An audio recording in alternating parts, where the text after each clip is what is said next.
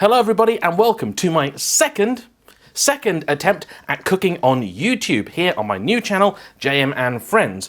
This segment still doesn't have a name, so if anybody's got any bright ideas out there, please do let me know. And because this is a new venture, I require all of your feedback. This is very important to me. I want to know, am I telling you the right things? Am I giving you the information in the right order? Playing all of the right notes, of course.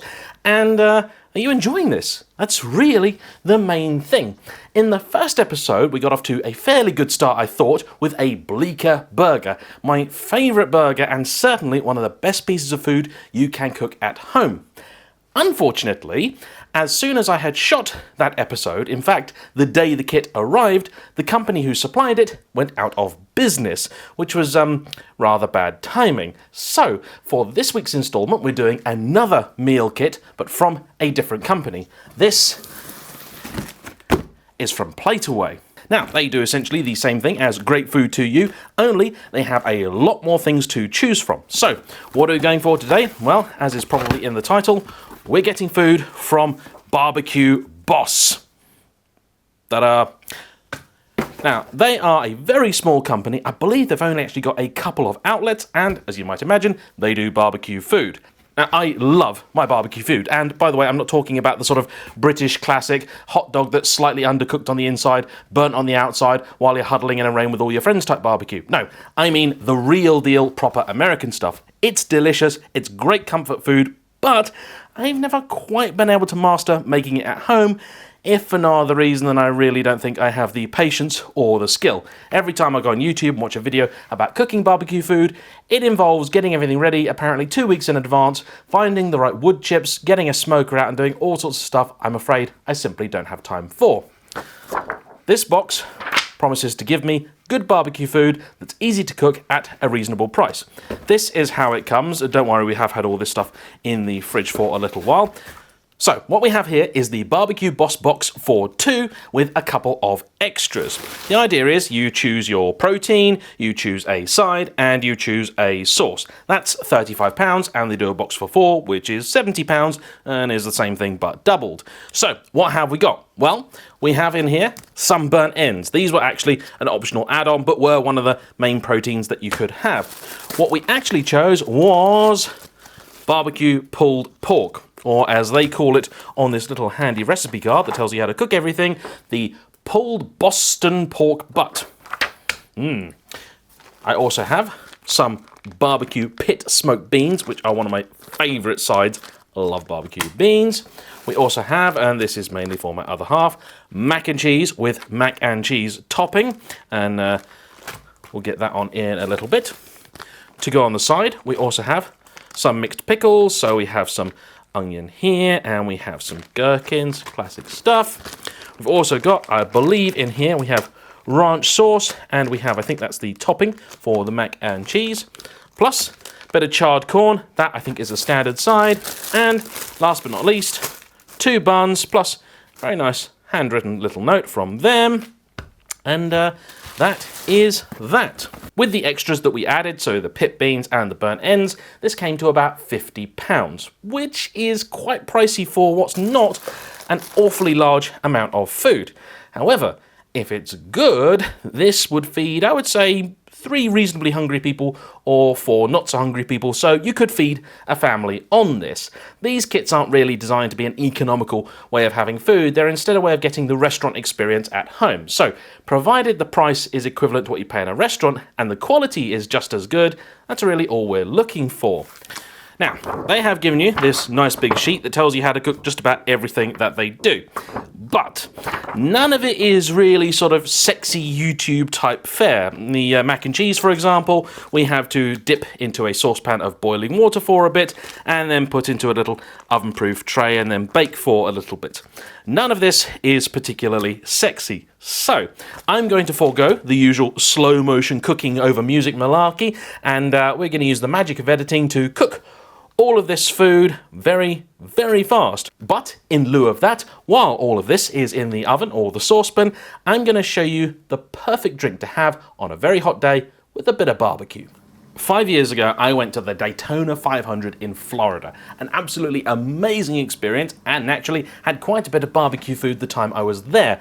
But while I was watching the race, and it was absolutely sweltering, there was one thing I couldn't get enough of. They had a stand selling fresh lemonade. So when I came home, I thought, right, that's it. Everyone's told me lemonade is dead easy to make. I'm making some of my own, and it is actually really simple. I have made it on a couple of occasions, though, as you will see, once you know the ingredients in fresh lemonade, you will reserve it for special occasions.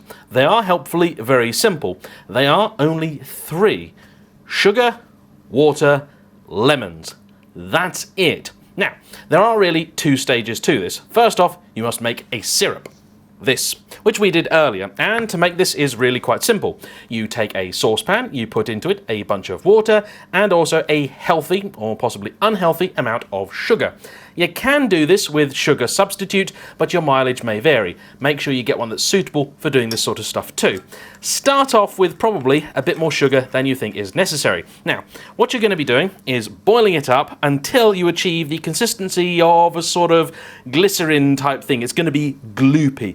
The exact amount of gloopiness really is to taste, but to give you an idea, one of the good things about this is that once you've made the syrup, and that's really the most difficult part of the whole operation, you've got it ready for a good few days. So, as long as you've got lemons, you've got lemonade on tap. Now, you are going to need a lot of lemons. Buy cheap ones, they really, really don't need to be fancy. You're going to need a juicer, you can get a posh electric one if you like. I don't have one of those. So, you get your lemons, and you simply cut them in half. Then, you juice them. Now, you want to get as much of the juice out of these as you can, though I think that's fairly obvious. Been doing this for a couple of days now, including just before we started filming. So, take your half lemon and just push down, squeeze out. We tried a couple. These are simply Waitrose plain unwaxed lemons. They do a couple of different ones, and these I found are the best ones. So, to get enough lemonade for one person, you're going to need at least 2 or 3 lemons, depending on how much lemonade you want and how big your lemons are. Of course, you want to get as much value for money as you can out of these things, so you want to make sure all of this little pulp up here, you kind of sieve through, get every little last bit of juice. You don't want any pips, but a bit of pulp, and it makes your lemonade nice and chunky, which I quite like. Comment down below, are you a sort of smooth orange juice person, or with bits in? I occasionally buy the with extra bits in, but the other half behind the other camera is currently giving me a very funny look. She likes smooth orange juice. That's just weird. So, now we have our lemon juice. It does have a few little bits of pip in, though that's fairly easy to sort out. And you need a glass with lots and lots of ice, regardless of whether it's a really, really hot day like it is today.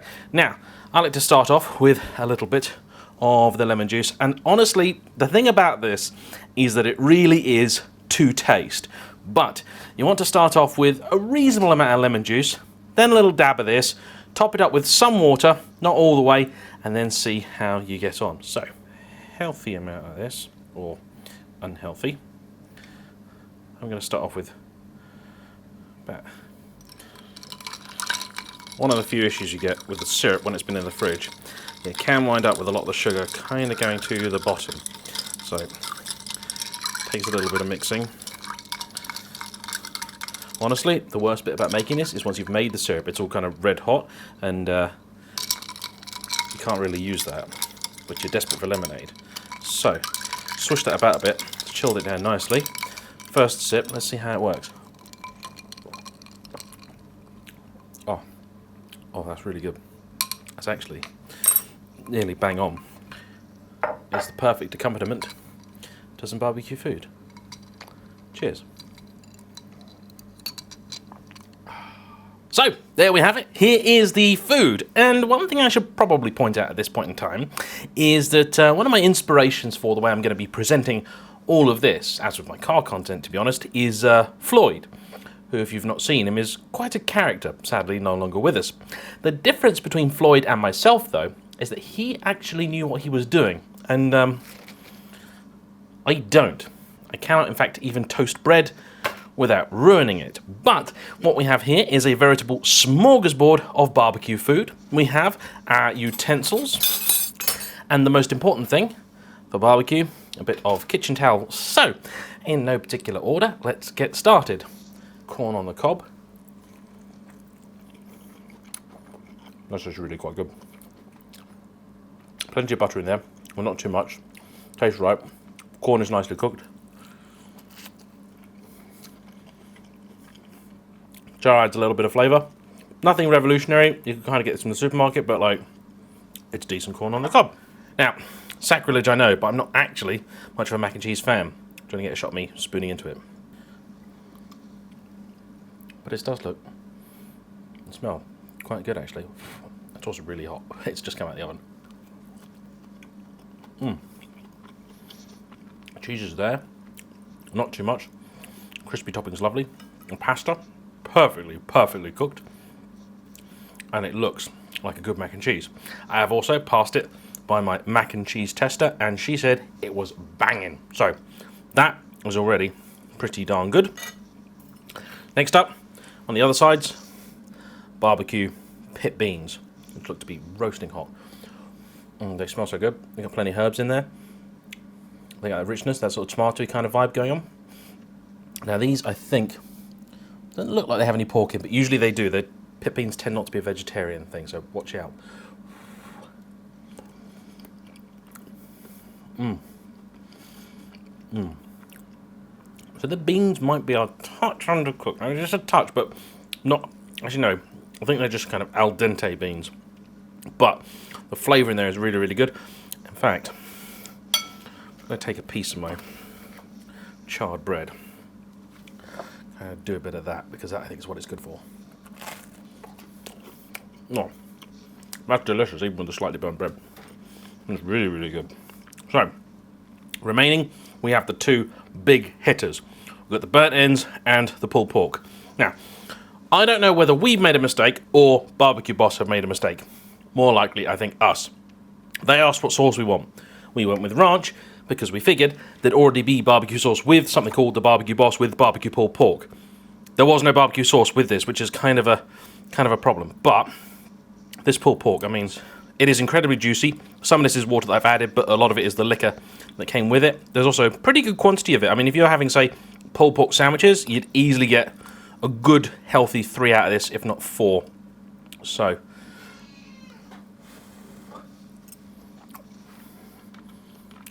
that's stunning. That's really good. You're going to have to excuse me. My cat, Florence, who, if you viewed my other channel, kind of circling like a hungry shark. And unfortunately, we lost our other cat recently, so she's been a little bit put out. So she is milking us for all we got. And pulled pork passed the Florence test. Most important.